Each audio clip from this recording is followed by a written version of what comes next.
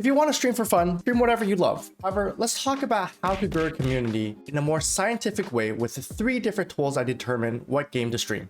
Hi, my name is Xavier, and on this channel, I share my experiences on my content creator journey and hopefully share some tips and tricks with you guys as well. First off, obviously, play something that you enjoy. At the end of the day, people will be here for your personality, and no one will want to sit through a stream when you aren't enjoying it yourself. Why do we have to talk about this? As everyone knows, Twitch has a terrible algorithm that does not promote small streamers, so you'll really have to figure out a way to let yourself stand out to viewers who are looking for a channel to watch. Twitch says so itself, you don't need to stream the most popular games to grow. Streaming in categories that are well loved and watched by viewers but aren't being streamed by many creators may increase your chances of being discovered. Let's take a look at the biggest games that are streamed on Twitch: GTA, Fortnite, League of Legends, Call of Duty, Valorant, etc. There's an insane amount of people that are watching these games, but there's also a lot of people streaming them. Keep in mind supply and demand. We're going to look into something that is both high in demand and low in supply. Let's compare a very large game like GTA and a relatively niche game, Grim Dawn. This is what you'll see once you click on the GTA 5 game category on Twitch. Even if they're looking for a small streamer with 0 viewers, you're competing with essentially 200 different channels that have 1 viewer. Now let's take a look at Grim Dawn. Sure, the amount of overall viewers is significantly lower, but you'll only be competing with 10 to 20 different channels, and you'll be on the front page for anybody who's looking for that specific game. Let's talk about the tools that we can use to help us determine what games to stream. Twitch Tracker and Sully Gnome are both great websites to help with the research. Twitch Tracker even has a specific tab under games called Games to Stream, which shows how well it does compared to the Twitch average.